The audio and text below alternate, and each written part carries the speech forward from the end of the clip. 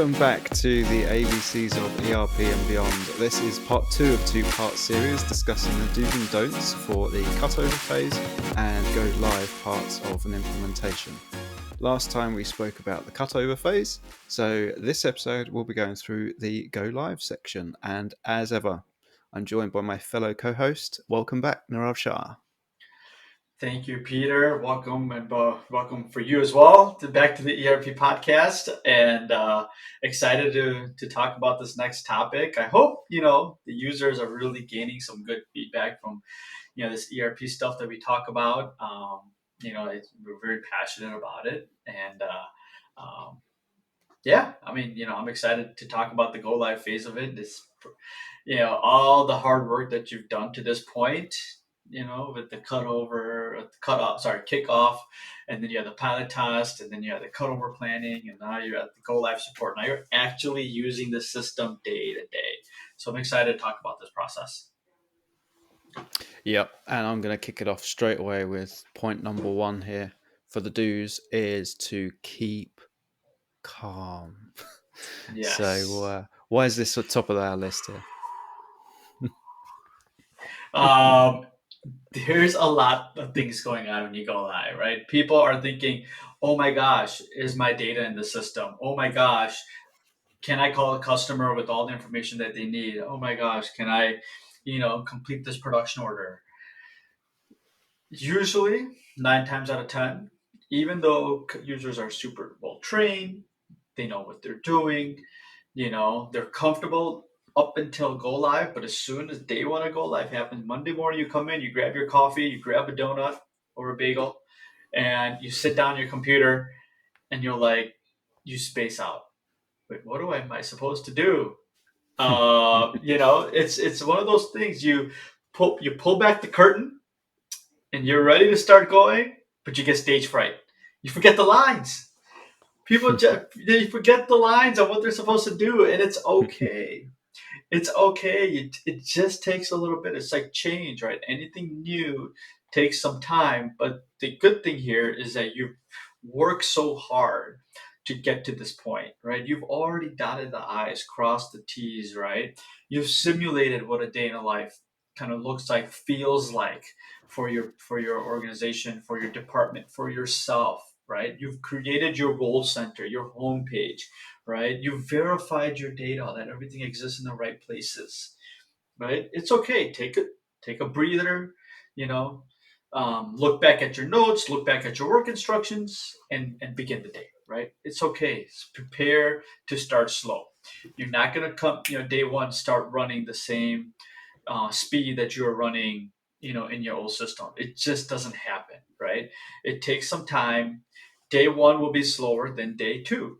Now, day two is going to be slower than day three, right? As you progress through that first week of go live, you're going to get faster and faster and faster and faster. Like everything else. Over time, it becomes a habit, right? It's going to become repetitive, and it's you're not going to be as worried or as scared, right? Day one's going to be a little nerve-wracking, no doubt about it. I always say this about Windows 92. When that first came out, people rushed to buy it, but had no clue how to use it. Right? And I'm taking the Windows example, and a lot of people have iOS and stuff like that now. I understand it. Peter, you're an iOS guy. I know you probably hate these Windows analogies, but I mean, even now, right? You tell anybody to go through Windows, and now we're all in Windows 11, 2023, right? They could navigate like the back of their hand, right? Mm. No one's second guessing. Oh, this is a new solution. I don't know what to do. I mean, there's new functionality coming out of Windows every single probably month with updates that happen. But right, you're not getting stage fright. It's not going through this relearning process. Right, day one was a learning process because you just got the new tool, right, using a new system. But be calm, and start looking at the stuff that you've completed. Look at your work instructions. That's really important to have your work instructions in place before go live. And start transacting and reach out for help when necessary. It's okay. You don't have to know all the answers, right? Your partner, typically for us, when we implement a new customer, whether it's an Acumatic or Business Central, we always include at least 1 week of on-site support where we have our consultants or a programmer always available, during working hours for that customer. If anything were to happen, pick up a phone or go walk over to the consultant that's on site, and they'll be able to walk you through what the process is. So, Mm. with the properly executed cutover plan and go live support, right? It's okay to start slow, keep calm, because there's people there to support you and take you through the processes as you would expect. Yeah. And there's going to be multiple occasions where you get to a point you're like, how do I do this in the new system? There's going to be loads of things like that. There's always exceptions to the rule. We have customers that transact slightly differently, or you have some different way of doing it, or they get charged for a particular general ledger code that is specific to them, or there's always these things that come out. You're like, so how do I do Yeah. this now? Yep. Which is fine. That's Hmm. that's going to happen, isn't That's absolutely going to happen. Oh, what report do I need to run to get this information, right? And you're going to get to your desk, and first thing you're going to get is a call from a customer. Hey, I need to be able to see my last 5 invoices. Can you send those to me in an email? Oh boy. Sure, it? Mr. Customer, I'll send it over right away. You hang up the phone. Okay, where do I go and get this information? I just told this customer that I'll get it from, right? And that's all right, right? It's data's in the system and properly cut over, right? From our last conversation, we talked about a good cutover plan. The data's in the system, right? Navigate around. You've probably already tested it once or twice, if not more already, or reach out for help, right? Mm, And once you get that under your belt, right, then you gotta move on to the next task. And next task you may already know like the back of your hand. You'll be able to complete real quickly. mm. It takes a little bit of time to kind of start feeling comfortable in a new system, because you're not used. It's totally different than when you came in and what you were doing. Even Friday, because now Monday morning, assuming you cut over on the weekend, you're going to start operating a new system. So That will really help out with point number 2 here. Not rushing, taking time is all around data validation and constantly validating data. So we got multiple different modules in our new ERP um, that we're all trying to get used to, and we got to keep a keen eye out for ensuring the data is being entered correctly, as expected. So, what do we need to think about in terms of data validation once we've gone yeah, live? yeah, it's actually it's a company wide effort, right? Yeah, we've approved the cutover, assuming we've approved it. We got the financial approval, sub ledgers approved, but you never know. Someone might have fat fingered, the wrong payment term for a sales order. Someone might have put the incorrect customer for a sales order. Someone may have selected the wrong item on a purchase order line, right? Um, Maybe somebody was doing a production order activity that a production order didn't exist in the legacy Mm, system, right? So it's keeping an eye out and having this continuous feedback of the data that you're processing that very moment, whether it's a sales order, a accounts receivable invoice, a purchase order, a receipt, a bin to bin movement in a warehouse, right? You're planning something, right? Asking the question, is this accurate? Is this the way it should be, right? Does something look off here? And if you could ask those questions and validate that, right, you'll catch errors early enough where it doesn't become problematic down the road. And now you're at a point of no return. And now it's messed up, you know, a few other areas or departments along in the mm, process. Because related, you're in an integrated ERP system, right? The full business manages and relies on the data mm-hmm. essentially. So taking that time during that first week to validate and having that open line of communication with different departments, picking up the phone. Hey, Yep. I'm in finance and I pick up the phone. I'm looking at a sales order that I'm expected to invoice today, but we have the wrong payment terms on there, or we have the wrong shipping method on there, or whatever it is, right? Correct it before you actually complete the shipment. Right? Yeah. Otherwise, you're risking the shipment to go out with the carrier that it shouldn't go out with. Maybe you have a customer account, and they want the shipment to go through UPS, but it's set up as FedEx potentially. So if you ship it with Mm, FedEx, now you're paying for it, right? Then it's hard to Yeah. charge the customer back potentially. So you want to be able to validate that the data is accurate. And over time, you won't have to do this. You won't have to take your data under a microscope and scrutinize it, every single time, because you should be able to rely on it, because based on that validation feedback, you're correcting the setup table, you're correcting customers, you're correcting vendor setups, right? So when you Mm. use those customers and vendors moving forward, it's assumed that the right attributes and the right fields, values, and definitions are going to come over correctly on the sales orders and purchase order side. So, it's no one's fault. That's one thing. There's no blame game here during go live. It's all right, right? Data could be, mapped the wrong way during cutover. It could be that you're dealing with hundreds of thousands of different data elements, right? Something's bound to go wrong. It's just going to happen, right? These are big projects at the end of the day. But if you could have a separate set of eyes during this go live phase, that first week of go live, right? It's going to help you maintain and clean the data. So, moving forward, you can rely on that data much more. And then the worst thing you could do, and probably we'll talk about this later on as part of our don'ts, is ignoring it. It's just saying, it's good. We're gonna move on. Yeah, it's okay. I'm not gonna correct it right now. And assume somebody else is gonna correct it. Yeah, this is a system, a company wide integrated system. That means that all the departments are integrated. That means that departments should talk with each other and go across departments to understand what everyone is doing, to ensure that the right level of information and correct and accurate information is being passed along the way. Yeah. So, who would normally do this? I guess this is really for everyone, but would you suggest maybe having like a data champion that would be like maybe one for each department? How would you do this? Like, is there some kind of subject matter expert in place?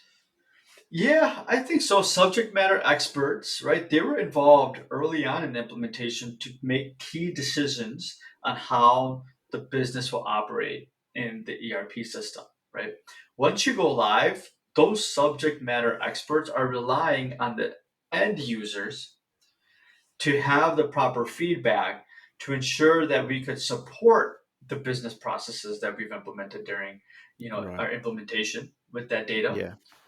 And the end users need to ensure that any discrepancies in the data is communicated to the SMEs, or to various different departments, so that Yeah. data could continuously be corrected. So it's not just one person anymore, right? That one person, the key user in that particular area, has determined what the process is, has approved it. Everyone's been trained on it. Now this is where the end user sees things, in their day-to-day work environment, and how they're processing things when they're in the system day to day and creating orders. There's something is off, that they need to relay it back to the proper Yeah. people to make those adjustments. Okay. And linking there to point number three is recording these issues straight away and then prioritizing them with your ERP partner. So, what are Yeah. we doing here? Mhm. Yeah, so it's creating an open issues log, kind of like a parking lot, right? Yeah.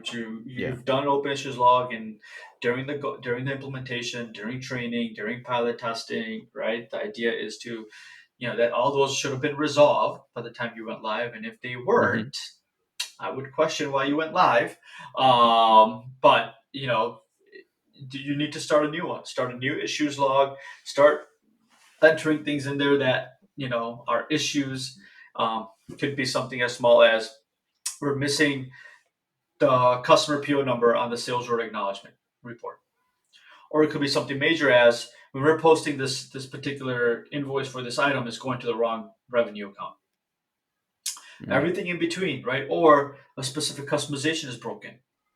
You report everything, you document it, and then you prioritize that daily with your ERP Yeah. partner, right? Or an internal programmer or an internal project manager. But you prioritize that to make sure whatever is open, you're completing the highest priority ones first, right? So you have levels of Yeah. priority: one, two, three, four, five, right? If you can't ship because the shipping integration is down, well, hey, that's a level one priority issue, right? Other things that anyone else is working on, well, let's push this one back up to the top.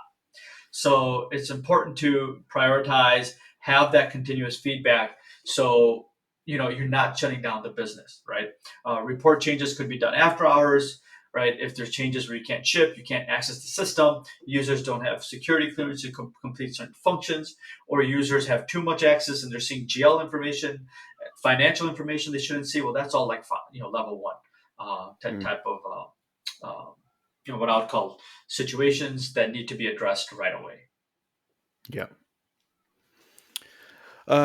Now, obviously, we've spoken about internally and within the company doing this, but this and the issues are really affecting or could have potentially negative effects for external customers and vendors as well. So, number four here is letting strategic customers and vendors know that you're doing this. Like, tell them that you've just moved on to a new system. Yeah, totally. Absolutely. I can't stress this one enough. Let's say your business is concentrated with like 4 or 5 different vendors, right? That makes up 80% of your revenue. Well, let them know, right? That, hey, if Mm. you notice any issues with our invoices, let us know. We would like to get that corrected right away. Bear with us in case there's a shipment that's delayed, right?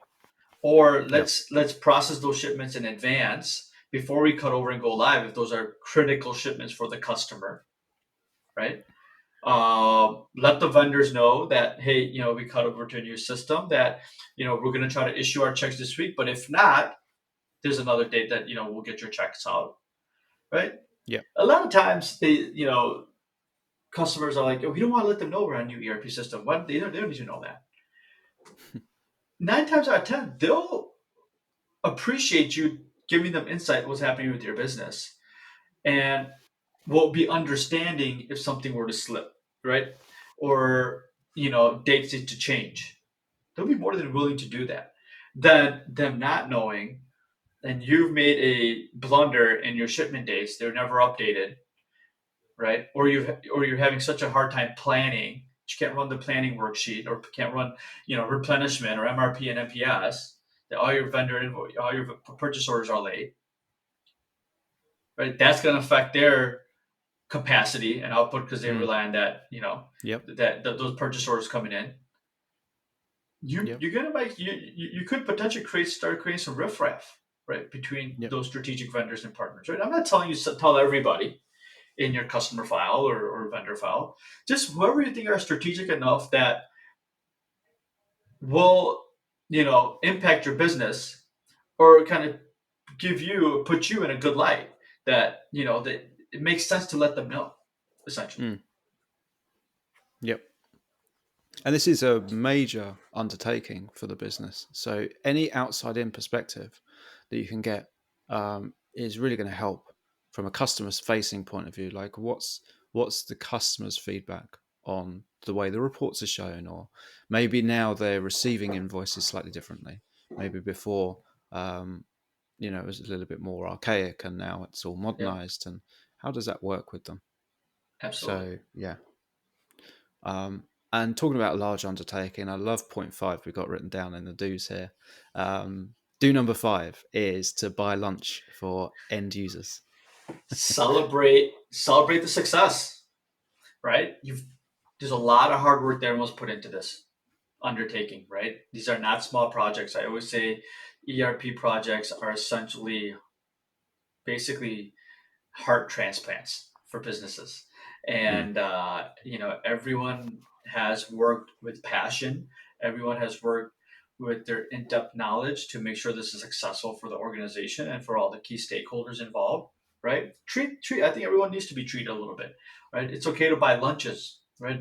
We do, as being a partner for Acumatica and Business Central, when we do our deployments, we try to buy lunch for our customers at least 2 to 3 times that week if we can, right? mm, And get, one day we'll get sandwiches, then we'll get pizza, right? Then we'll get something else, a local deli around the area. But you got to celebrate that, right? And people are working hard. It's going to be a stressful week. There's no doubt about it. It's going to be a stressful week for Go Live.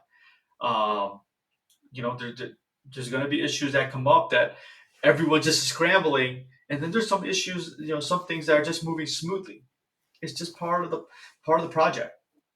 So, I love this one. I think this is a good moment for team members to bond, together and, discuss maybe some things that are happening with the new system and, uh, be able to kind of feel as one a unified front that we all are in this together, right?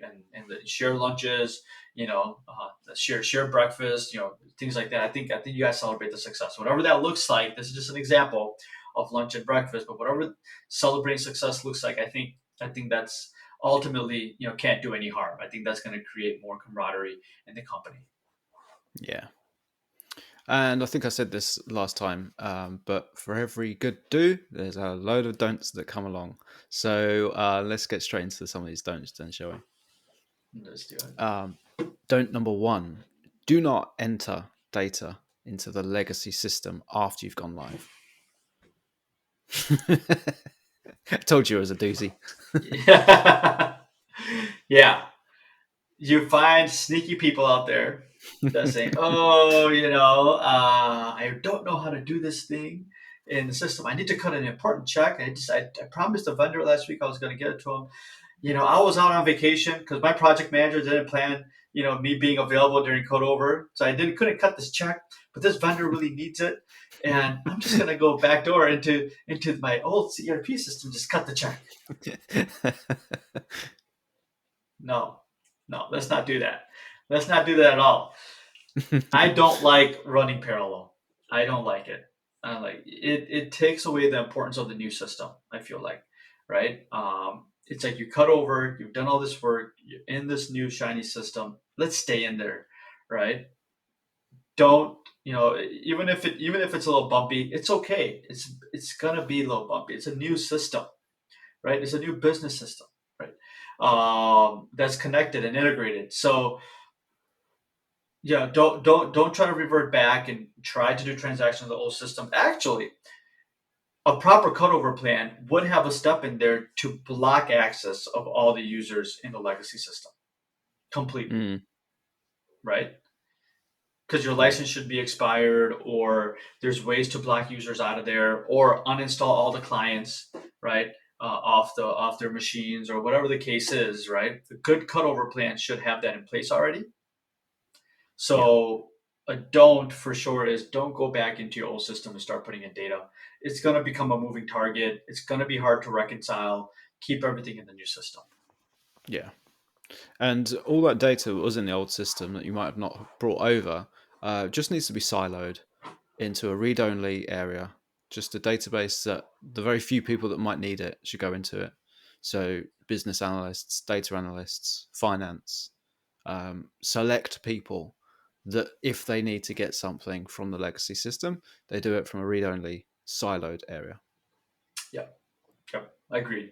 Agreed. And I think we have a good podcast around Power BI and BI tools actually on how you could then link and integrate those Mm, tools to your legacy system and run your historical reports that you need to run to get that yep. data back out. So And hook it with your live.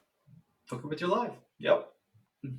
If you have a solid data pipeline, then you should be able to link the two. So if you wanted to Absolutely. look at over the last 5 years, including current year, which will be your new system, Yep. if the data pipeline has been written correctly, you should be able to match up tables for tables, and it'd be seamless on the front end for Power BI users. So there Right. shouldn't be any need for them to go in for that data. Absolutely. Okay, number two is don't assume that everything is running smoothly. Yeah, because most likely it's not. There's going to be a place in the system that was overlooked, right? Data didn't come over as we expected or whatnot, right? It's going to cause some trouble. That's why one of the do's we talked about is like constant data validation. Do Yeah. that, right? Don't assume, everything is hunky dory. Um, you know, Validate that. Is it hunky dory, right? My financials posted correctly. Is it posted? Do my P&L reports are correct? Are my shipping costs accurate? Right? Is my sales tax calculating correctly on sales orders? Validate, validate, validate. This is Yeah. your chance before things get so far out that it becomes such a big mess, a mountain of mess, that to unravel it is just very difficult. You can't even complete a first month end close correctly. You have a chance to nip it right away, whatever it is, right? Whatever the issue is, correct it so it's corrected moving forward. Mm.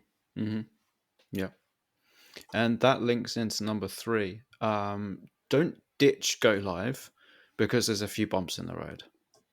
Yeah. So again, keep calm. Don't go crazy and ditch the whole lot because you've found a few bumps along the way. Yeah. So Yeah. Yeah. stick with it, I guess, is our Yeah. messaging. Stick with it, right? You made this investment, a lot of time and money went into it up to this point, right? It's expected. This is a big change management thing. A lot of users are in the system now. You're actually, unlike before in pilot test, you just had, 10 users in there out of 100 licenses that you possibly bought it or whatnot, right? You have everybody in there now, but it's okay. There's going to be some bumps. Prepare for it. Have a good cutover plan, right? If you could prepare for any open issues, that's great. Then you know what to expect. But even if not, something comes out of the blue, out of left field, it's okay, right? Have a team together, right? Record the open issue, prioritize open issue, get the right eyes and hands on that issue, resolve it, move on to the next. Just because you come across one major issue doesn't mean that you need to ditch the whole thing, throw it in the garbage can, and go back to your old system. No, you don't need to do that. You don't need to do that, right? So, Yeah. And I think really beware if you really think that you haven't found any bumps in the road and everything's perfect, like be wary about that because it just doesn't happen, does it? That's actually it worse. yeah, oh yeah, yeah, yeah. And then you look at your month end closing. Why did all my revenue post to travel expense? Well then, there was a problem that started at day one. Nobody saw it, right? Nobody took We assumed time to all look is at how we well. put. We assumed all was well, and now we have this big, gigantic $1.2 million credit in travel expenses. Did we get refunds from American Airlines or Delta?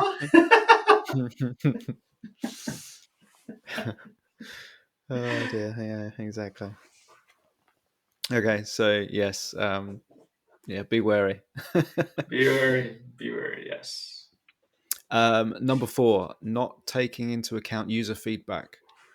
So I guess this is Yeah. probably the first time that um, every user is now touching the new system.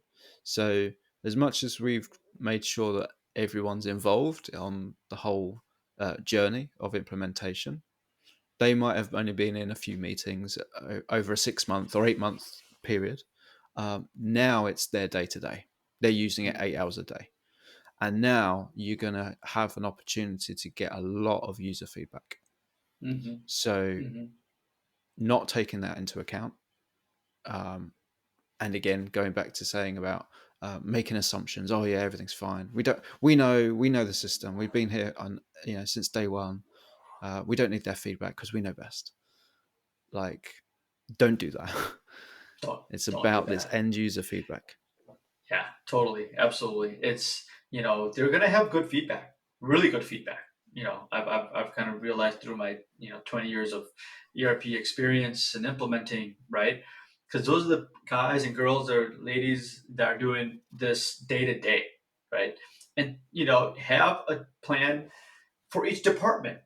What is that kind of feedback notification, right? It goes from the end user to the key user to the project manager to a decision, right? How does that work between departments, right? You need to have that continuous feedback because ultimately an ERP system is just not a one-time set it and forget it. You might not get that feedback that first week, but over the course of the first month, you might get some good feedback that, hey, you need to adjust the process a little bit because it's going to make everyone's life a little easier, right? The more positive feedback you get into the system, right, the better output you're going to get on the other side. So, Hmm. ERP implementations are always evolving. ERP itself, if it, properly put in business system, is going to evolve for the betterment of the company Hmm. because there's Yep. already functionality in the system to continue to improve. Yep. So don't discount that. It's an opportunity to improve Mm. because that feedback is valuable, or it could be something you talk about and maybe say, yeah, we'll do that maybe down the road, or it's out of the scope at least initially, but at least you get people to start talking and communicating with each other and feel that they're adding value, right, at the end of the day, because ultimately that's what these systems are. They're designed to add value to the business, and who drives that value is going to be the end user. Hmm. Yeah. I think also this gives an opportunity to talk about the positives. So there's a lot of negatives, like the bumps in the road, all of the data validation. Um, it's always trying to avoid negatives happening, Yeah. and you need to balance it out. You need to have some positive feedback. And maybe if you've got a phase one and a phase two of your implementation, and phase one is all the must haves, and then you've got a load of phase two items, which are like the desirables, the nice to haves. With that positive feedback, you might actually find out from like your sales team, oh, I thought I needed that. That's why I Hmm. wanted it in phase two. But Yeah. actually, this new system, I don't even need to do that because of this, inbuilt out of the box feature already. So having that positive feedback, you might be able to knock off a few things that you were going to be doing in the phase two nice to haves that you might not Right. need to do anymore.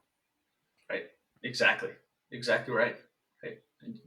I always say an idle ERP system, right? You're risking growth of your business. There Mm. should be continuous feedback. There should be continuous efficiencies, process improvements. That's going to lead to growth to your business. Hmm. Hmm. It's not a set it and forget it type of system. You're not going to Yeah. get the most value out of it. You got to have that loop so you could get better processes, reduce the time to market, right? Reduce the cost of your transactions to get the most, revenue and margins coming back in the door. Hmm. Hmm.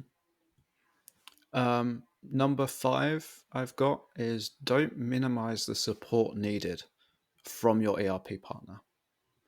So, Yeah. how long would you say is a typical go live phase? Yeah, typically we try, depending on the size of the company, right? How many locations, how many users, how many number of transactions that they do.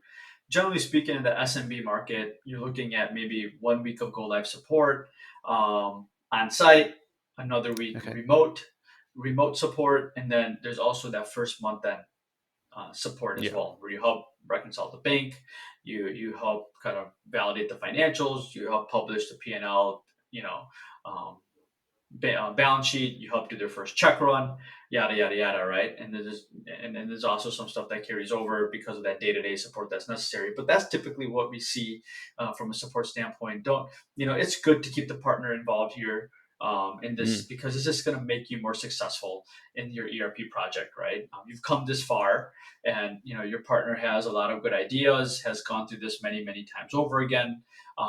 We always in my business, we try to make sure we have the right person in that same industry that works in that implementation and also provides support, right? And does a proper handover to our support team to ensure we could continuously support that customer, because uh, you need that proper guidance sometimes, right, to help you kind of think outside the box per se, because of all this experience in different industries that we've implemented in. Yeah. But at the same time, right, it's not to say that that you won't have a power user that's built up that could also help you internally. So it's kind of one of those situations we just have to monitor, right?